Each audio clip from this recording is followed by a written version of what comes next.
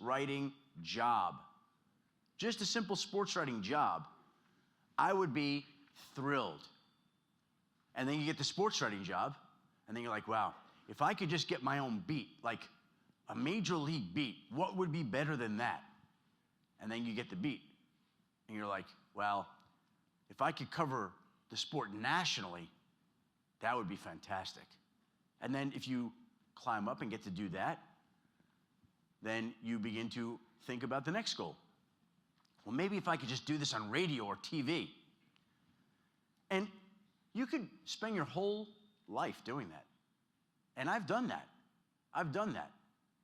And what I realize is that while you're doing that, along the way, there's success that comes for you from having great friends, or having a great family, or being a great parent, or being a great sister or brother, or doing work in your community, or doing philanthropic gestures.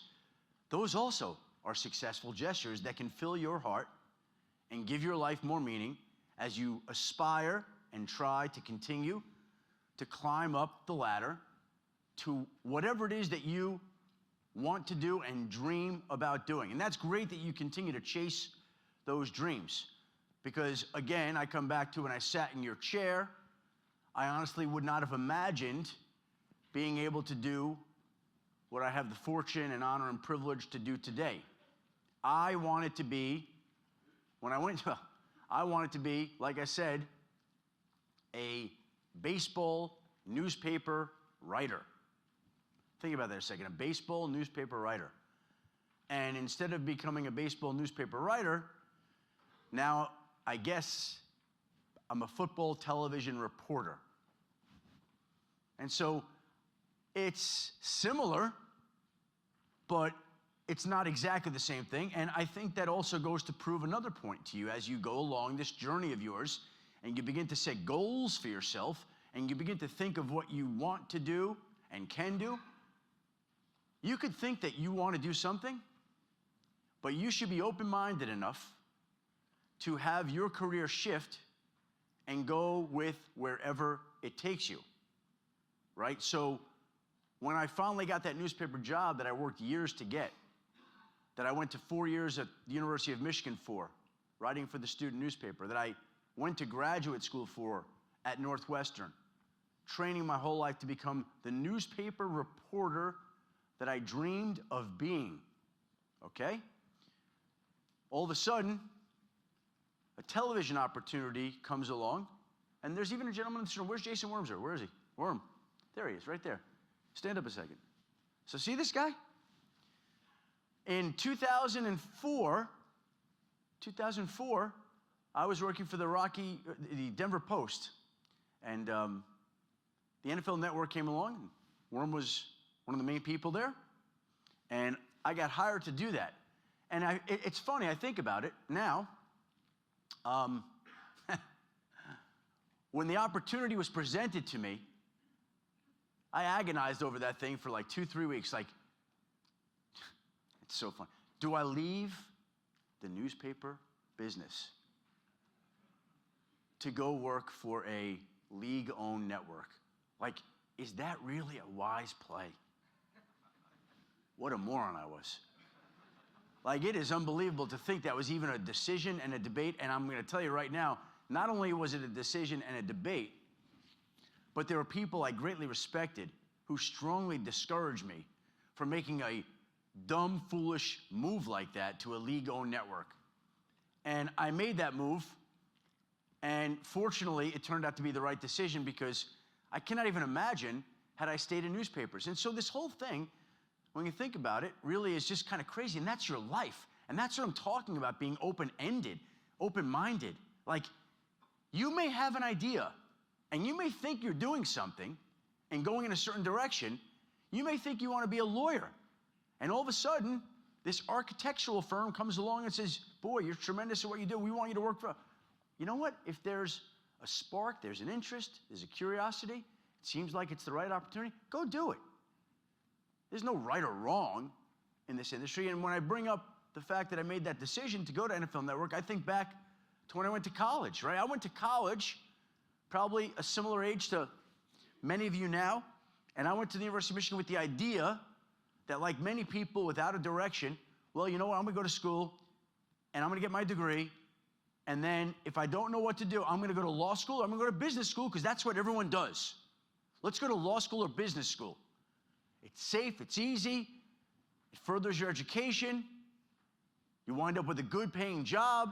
I was going to law school or business school.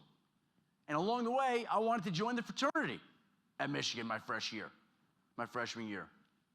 And when I rushed that fraternity my freshman year, as I'm getting ready to go to law school and business school, I didn't get in. There were 50 people going for about 10 or 11 spots, and the little kid from Long Island, he didn't get in. So I rushed a fraternity my second year at Michigan, or my second semester, and I didn't get in, which tells you really what a loser I must have been back in the day. But because I didn't get into the fraternity, because that didn't happen, I'm like, well, okay, let me do something else. Let me try something else. I always liked to be busy and productive. And so instead, I went down to the football office to see if they needed somebody to pick up jock straps and hand out water bottles, and they didn't. They rejected me. And I went to the basketball office to see if they needed somebody to pick up jock straps and water bottles, and they didn't, and they rejected me. And so now I've got my freshman year at school, I got fraternities that have told me no, the football office that's told me no, the basketball office that's told me no, and I'm kind of jammed and stuck, and honestly pretty miserable about the whole thing. And you'll go through this in your life, where people are telling you no, and you can't find your way, and you're looking for a safe landing, and you're looking for something that's gonna kind of provide a little spark for you. And on a whim,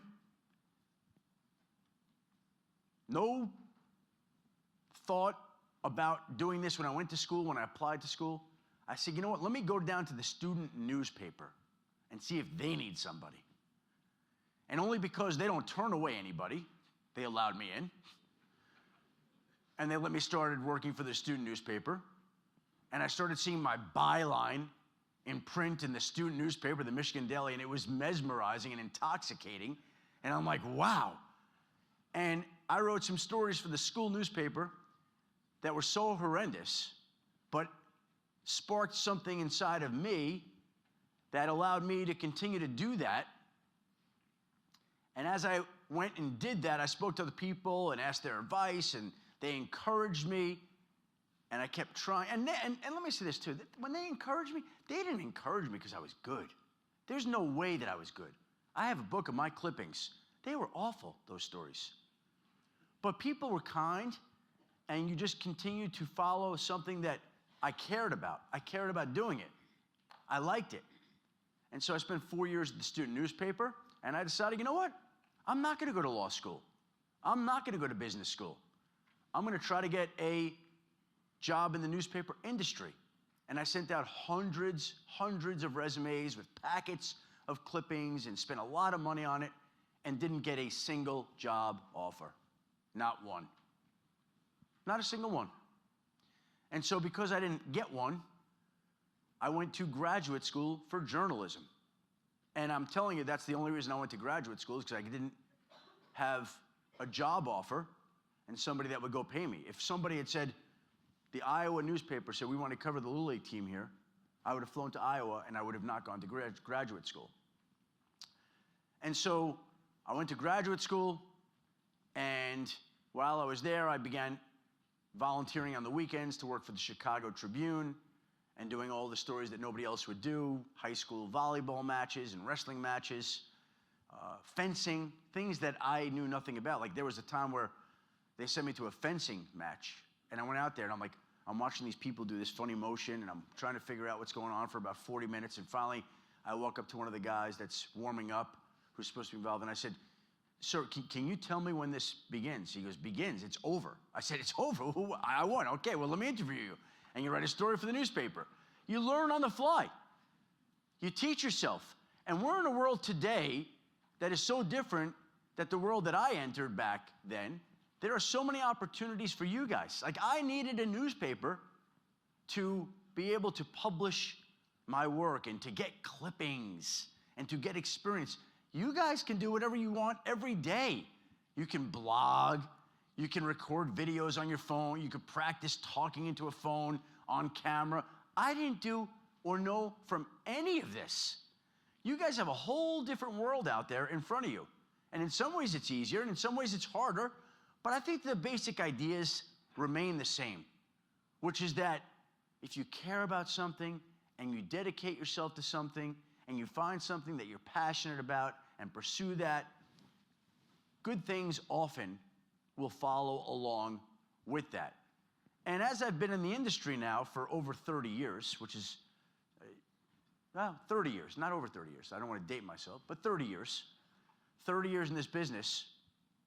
And as I've gotten to see what makes the best coaches, and the best players, and the best general managers, the best general managers, and the best agents, you know what I've learned is that we're all pretty similar, and the people who succeed often have something that differentiates them and makes them special, but oftentimes they don't.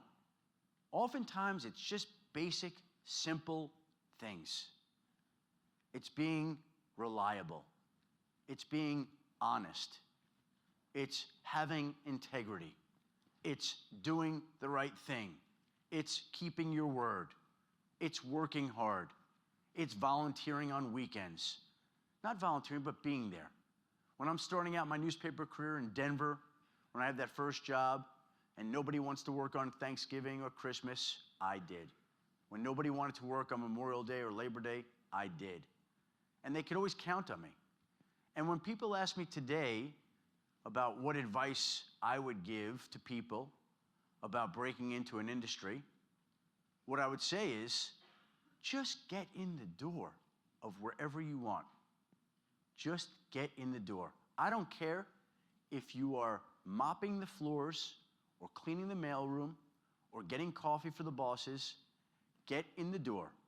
And once you're in the door, you work round the clock and you do everything you can to make it such that you become indispensable. And the company not only cannot let you go, but wants you to do more and more important things, and things that matter, and things of those sort. Because all you're looking for is that opportunity. And if you get in the door at a company, a firm, an organization that you want to work for, you're going to meet people. And guess what? Those people, some of those people are going to leave. And they may go start their own businesses. And they may want you. And that's how, when I look back at my career, it's amazing. I started covering the Denver Broncos in 1990. And so many of the people that I covered went on to different walks of life. And some became head coaches, guys that I knew when they were younger. Some became general managers, guys that I knew when they were younger. Some went into the media, guys that I knew when they were players that I covered. And so you begin to forge these relationships that you follow throughout the course of your career. But it comes back to you and the way that you handled yourself throughout the entire process of working as hard as you did and allowing people to believe and trust in you and to develop that respect in you so that you begin to build a name for yourself and begin to build a reputation for yourself and begin to build a resume for yourself so that the opportunities that you once fought to get, that you scratched and clawed to achieve, they start coming to you. And I think it's important that if you're doing those things, you don't have to look for a job. The jobs come and find you. That's what happens. If you have to look for a job, it's harder, man. You want it that they're coming to you, that they know you, they know your name, they know your work, and they want you. And I remember when I was in your chair, updating my resume all the time, sending it out, looking for the next opportunity. And the more you build your name and what you stand for, the more you'll find that people come and find you if you're doing good work. If you're doing good work, people will notice. You won't have to send them your resume. they will come find you and your resume. They will bring you to their company. And so to get back to the point of success, you may sit there in your chair and say, I want to host my own podcast one day. I want to write a book. I want to have my own sports agency. I want to work for a sports company. I want to run a team. And that's great. And you should continue to climb and aspire to do that kind of thing. But it may just be that right now, the success that you have in your life and the relationships you have with your friends and family is enough for now.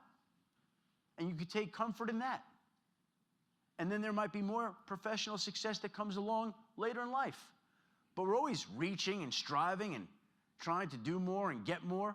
And sometimes you just have to remind yourself that where you're at as a young student, as somebody in the entry level, the working world, as somebody who's looking to forge ahead, sometimes that's enough too. But remember, as you're doing that, to continue to do the things that allow people to notice you. And it's very simple. It's not some secret formula. It's not some magic potion. It's doing the right thing and working hard and being there for people. And I guess with that, I'll open it up to your questions so you can ask me some things and I can answer the questions and concerns you have. And don't be shy here.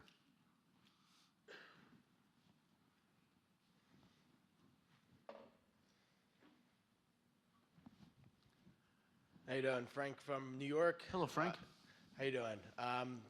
You said before how the world has changed today with blogs and everything like that. If you were starting now as a writer, what would your path be, do you think?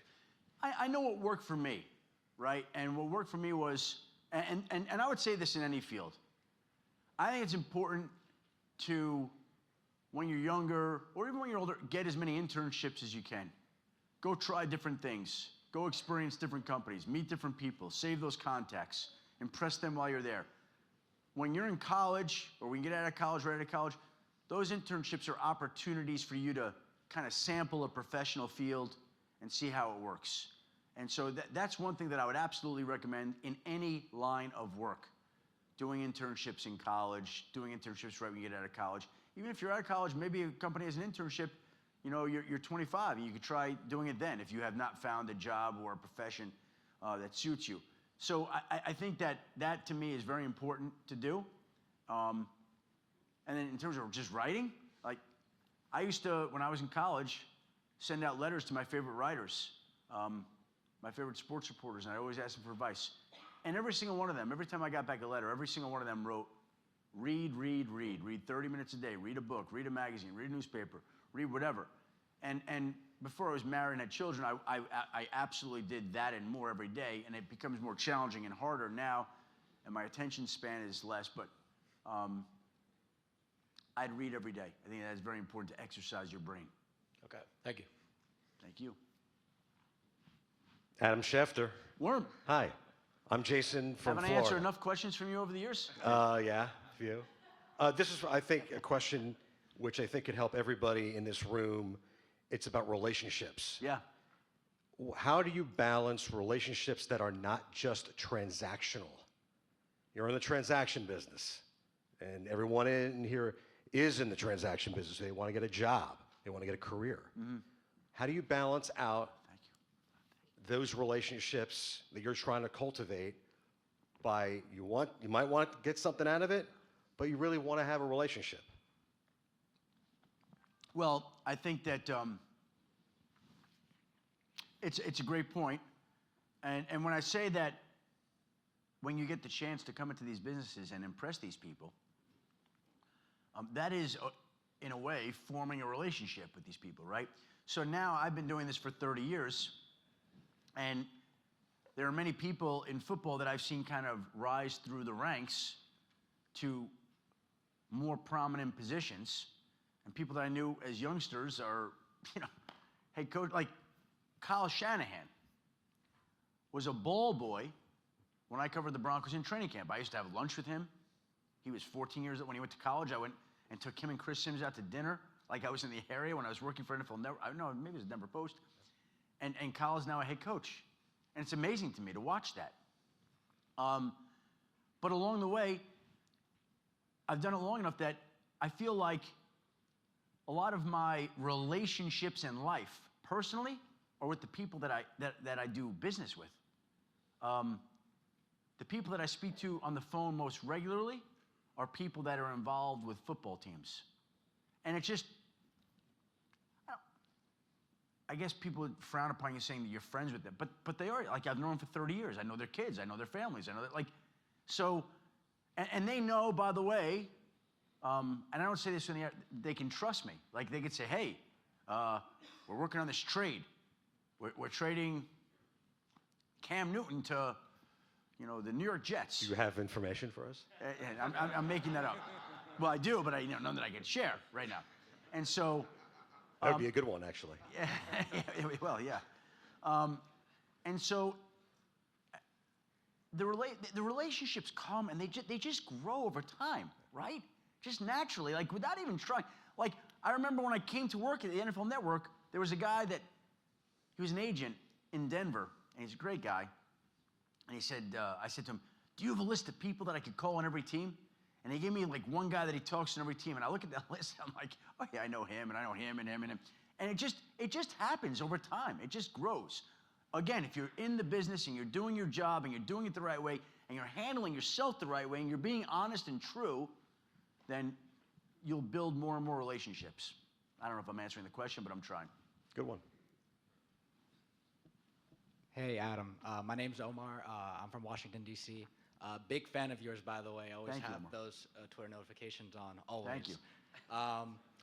Is there anything different that you would have done on your path to becoming, an NFL insider? Because I know you wanted to do baseball. Is there like a different path you would have taken? Because you said you didn't get into law school, business school, and all that. Yeah. Was there would you have done something different, on that way? In all honesty, I can't think of anything that I would have done different. Because what I'm doing right now, to me, so far exceeds anything that I would have imagined for myself. So, what I've realized, in all honesty, and what I would tell everybody in this room, is that dream your biggest dream, think of your grandest vision, and whatever it is, you can do it. It can be done. I'm just telling you, it can be. It's not just going to be easy, and it's not just going to come to you, but I believe there's nothing that you can't do if that's what you want. Like, when I was little, I thought, no, I'd like to be a general manager of a team one day. Like, that would be the coolest thing. But I really never thought that something like that was attainable or realistic. I thought that was a job that went to somebody else, as silly as that sounds. And the same thing is true of being a sports reporter. Like, I would read the newspaper, and I was fascinated. And I loved seeing the names and studying the bylines and learning more about those reporters. I don't know what it was, but it just always fascinated me. But I honestly never realized that I could do that. And my parents provided for me and were excellent parents, and I'm thankful and appreciative. But they never said to me, I don't remember them saying to me, you can do anything you want to do. And you can. Okay. Thank you so much, Adam. I appreciate it. Thank you. Yeah, good. Hey, Mr. Schefter, my name is Bryce from the University of Cincinnati. You obviously have a tremendous amount of things going on at any one given time. So with your contacts around the league, with the stories that you're breaking, how do you decide what to prioritize or make sure that you're maximizing your efficiency with your time? Yeah. Well, it's a good question, and that's not always easy. Like, I called my wife this morning, and one of my coworkers has been sick this week. He was supposed to be here. He's not here yet. Maybe he comes, maybe he doesn't come. We'll see. Hopefully he does. Hopefully he feels better.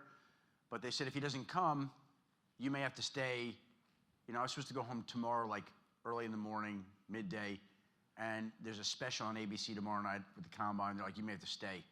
And I'm like, okay. And I called my wife, and she's like, haven't you been there for a week already? Like, can't they let you come home? Yeah. And I understand that completely.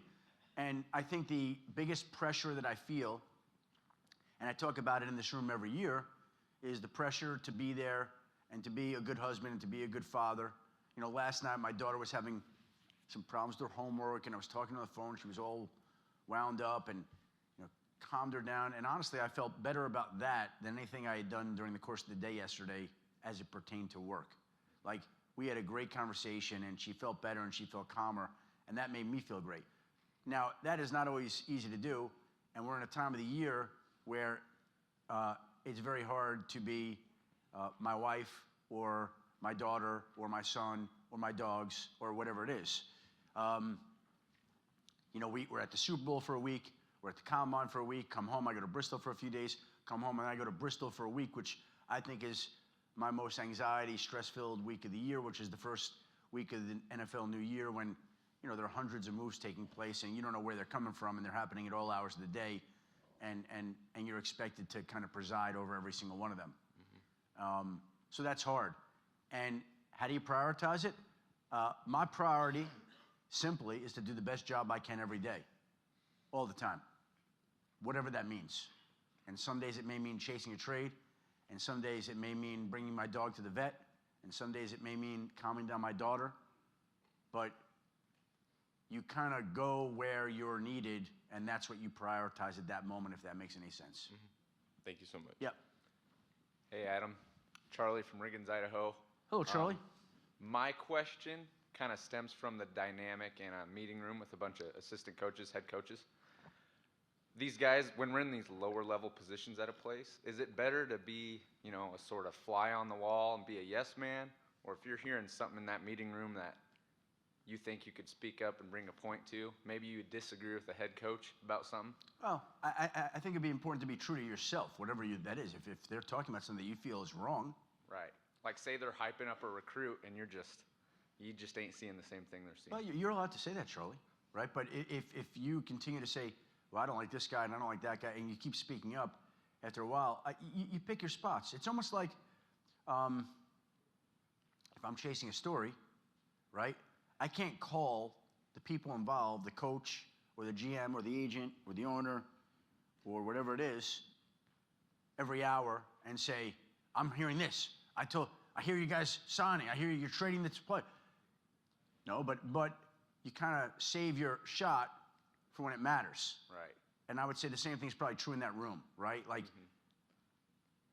you'll feel it, you'll know it. You pick your spots, and when you do that, hopefully your words will matter and be most effective. Right. Thanks, Adam. How you doing, Adam? Ryan Rush from Chicago. When you started early on in the NFL, per se, would you say what was an either early moment or a moment where you felt, you know, under pressure or had that kind of prove to myself moment? Great question. One of the greatest things that I did right away was I went to work in Denver, and there was a newspaper war every day. And this tells you, well, you know, how different the world is, right? So they began to have me cover the Denver Broncos, and I worked with an older guy named Rick Morrissey, who now works in Chicago at the Tribune. And it was really important to never get beat on a story. Like, it was ingrained in you as a newspaper writer in a newspaper war in Denver.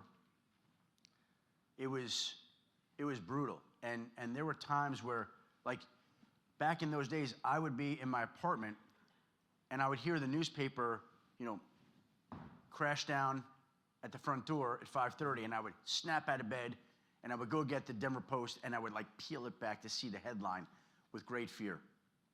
What do they have today? Because every day's a shot at you. And if they had some story about a coach being fired or a player being traded or a player signing a contract, that was a big deal. Anything about John Elway back then, oh my God. Your heart would drop into your stomach and you'd be sick the rest of the day.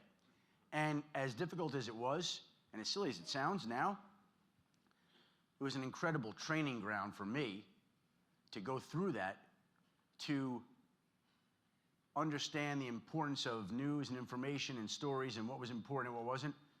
And it was torturous.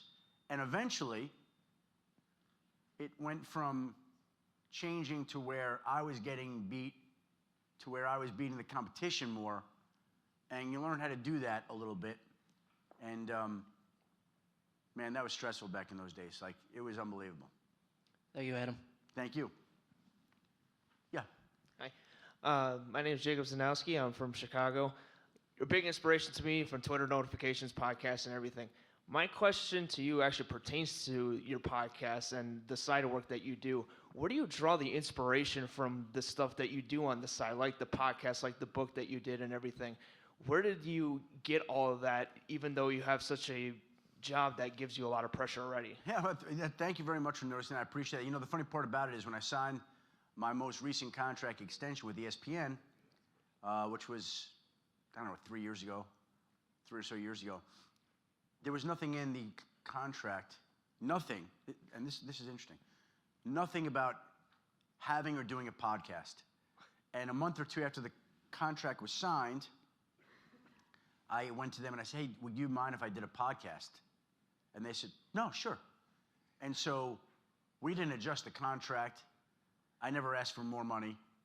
And I've been doing the podcast now for, I don't know, is it 2 or 3 years? 3 years maybe? About 3. About 3 years, right. And I guess in a way, I've never been paid a single penny to do my podcast because I volunteered after the contract was negotiated, it wasn't even written in, and I've just been doing it every week since then. And what I viewed that, but that is a lot like when I was younger and when I was working in Denver as a newspaper writer. On the weekends, back in the early 1990s, I said, well, you know what? I'm here. I don't have a lot of friends here. I don't have a girlfriend. Let me go volunteer at the TV station in town. And they didn't pay me either. But I got experience doing that, and I did that for about 5 or 6 years to the point where when the NFL Network came calling, I wasn't very good, but I had done it. I'd experienced it. I had a taste of it. And the podcast is a little bit similar. I don't know what's going to happen with this. You know what? In 2 years, when my contract's up, they may say, we don't want you back, and we don't care about your podcast, and it may just go away quietly into the night. And if it does, it does. But it also may be that I viewed it as a way, you know what? I do a lot of reporting. I get interviewed. I answer questions on air. Let me be the host. Let me be the conversationalist.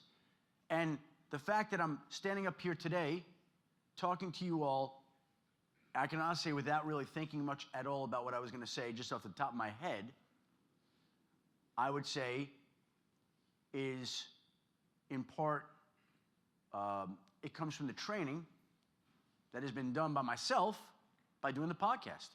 And so when you can volunteer to do other things and try other things, go do that. I'm volunteering to do my podcast. Let's see what happens. Thanks, Adam. Thank you. Oh, let's do rapid fire. Hey, Mr. Schefter. I'm Ryan Brueggemann from Missouri Baptist University in St. Louis. And in our sport communication class this week, we've been kind of talking about crisis management. Yeah. So my question is kind of like, how do you go about reporting crisis management with players like on and off the field? What do you mean crisis management? Like a situation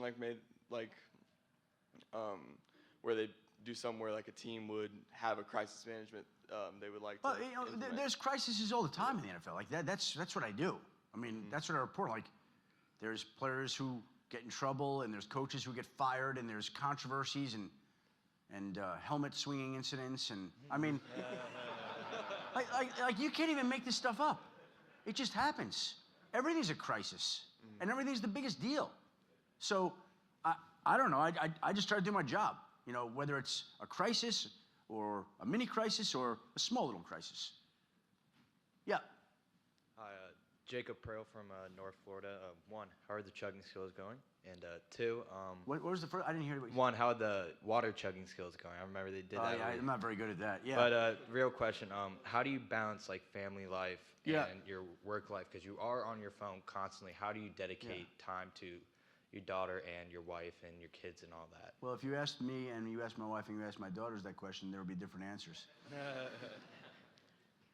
And you know what? Like last week, I took my daughter skiing on Saturday. We were coming home. We were stopping at Hot Chocolate, and I was getting calls that the University of Colorado was hiring Carl Durrell, and I was trying to confirm it as I'm getting her hot chocolate, and she's getting mad that I'm not talking to her, and I was never able to confirm before other people did, and so, you know, she's like, "Wait, you're not listening to me," and you know, there's no answer to this. It's just I try to be mindful during dinner, during certain times at home, during certain times of the year. There are other times of the year, I'm sorry, the job, it's just going to be overwhelming. Like, that's why that week, that's the opening week of the NFL year, I just go to Bristol and just stay in a hotel room.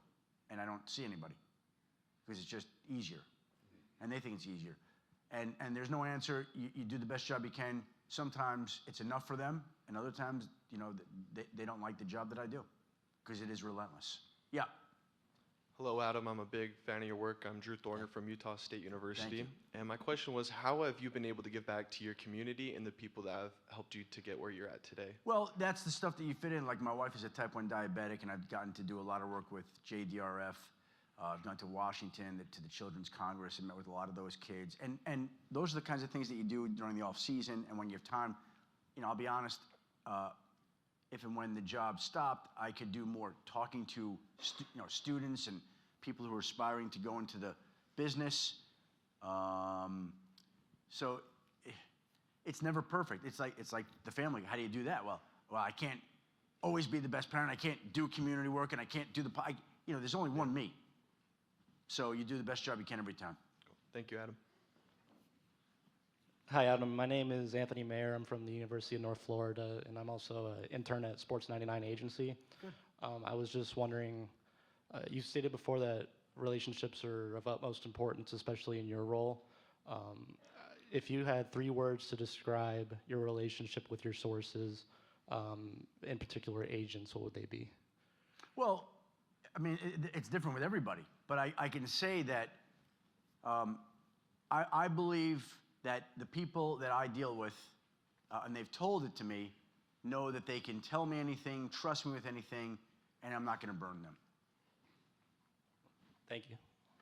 Hey, Adam, my name is Britton Mann. I'm a scout for Sports Info Solutions. My question deals with, so the period that we're at right now, it's a lot of networking and building relationships. How do you go about building a relationship with someone, but you also are kind of asking them for something? Yeah, well, like the difference between. Yeah, no. I know exactly what you're saying. I like to just maintain contact with the people in my business, and in fact, there was one summer, I may have told this story in another year. Like, I remember, I'm like, okay, I got to speak to somebody in every team. I'm, in my own mind, I'm like, I haven't spoken to anybody with the Bengals in a few weeks. I haven't spoken to someone with the Vikings. And there was one summer where literally I went like all summer. It just happened that I didn't speak to anybody with the Vikings. And I knew a few people there. I'm like, I got to call, touch base with Minnesota. And that day I was at the doctor with my family, and I get a text that there was a crisis, a serious injury in Minnesota. A quarterback went down, and it was Teddy Bridgewater. And I'm like, oh, goddamn. Because I never like to be in the position where I'm just calling somebody that I haven't spoke to and be like, hey, can you tell me what's going on? What happened? What happened? Like, goddamn, I didn't call him. And so that day, I didn't call any of my Minnesota guys. I was calling around to his agent. I was calling around to people that knew him. But I didn't call any of my people for a minute. Just, it was out of the principle. I hadn't spoken to them, and I didn't feel comfortable reaching out to them. So you're trying to maintain a regular enough contact so that when there's an injury, when there's a trade, you check in. Hey, what do we got here? What's going on? Not perfect, but that's the deal. Yeah. Thank you. Hi, Adam. Jacob Offen. 2 minutes. So yeah, let's spit them out. Yep. I'm Jacob Offenbacher from the University of Cincinnati. Obviously, you've been in the business for a while. Like when you started, you were writing for newspapers, and now you're obviously, everyone here has notifications for your Twitter. How do you stay ahead of the curve when it comes to technology? And I'm probably not very good there. Like I lean on some of the younger, smarter, tech-savvy people at ESPN to do that.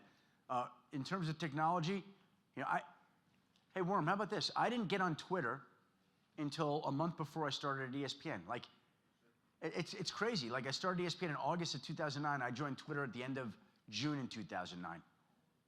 So I was never on Twitter in the 5 years that I worked at NFL Network. Think about that. It's kind of weird, right? No, it wasn't around. Yeah. Hi, I'm Alex. I go to the University of Kansas. I was wondering when the first time you broke major news was, and if you were like nervous to be wrong because you were like the first one to report it, or if you just went with it. Great question. And you're nervous to this day every time it happens. The The first time I ever broke a big story, I remember, was John Elway. In my mind, it was a big story. John Elway told me that life with Dan Reeves was hell. That was the quote. It wound up on the front page of the Denver newspapers after they fired Dan Reeves. And when I saw what that story did and how it resonated, I was like, wow, that's what a big story does? Wow. Okay. Like it was on the cover of Sports Illustrated that week. But you always worry, and I'll tell a story here that's only fitting, ironic that we're in the city. Last summer, it's funny how it all overlaps, right? I'm at my mother-in-law's surprise 75th birthday dinner. Festive occasion, special night, meaningful. She just walks in, she sits down, we're at her table for a 75th dinner, and I get a text from somebody, hey, you have a moment? One of my people. And I'm like, I texted back, I'm at my mother-in-law's 75th surprise birthday dinner. Is all okay? And the person texted back, have a little information for you. And I thought, honestly, I was a little annoyed. But I'm like, this is the job. So I said to the table, excuse me, I have to go take this call. So I walked outside, tried to be very quick, and the guy goes, hey, I just want to let you know, Andrew Luck's retiring this weekend. I'm like, what? He said, Andrew Luck's retiring. I said, okay. Now, I called around to a few people. And in journalism school, they teach you, if your mother tells you she loves you, check it out. And all these years later, I have not been able to confirm that my mother loves me, but I have confirmed some other stories. And so I called around, and I felt good enough about it that I filed the story. And if you have Twitter notifications, you remember what that was like that night. Yeah. Matthew Hasselback, who was Andrew Luck's teammate, who's a teammate of mine now, who's a great guy, my phone rang 60 seconds later. And he goes, did you just report Andrew Luck's retiring? And I said, yeah. And he goes, are you sure? And I said, yeah, I think I'm sure. Why? And he said, I was just with him the last 2 days in Indianapolis, and he never mentioned a thing to me about it. And I said, oh my God. Like my heart dropped, like I got sick. But he did retire. I was right. Thank you. So yeah, you get nervous.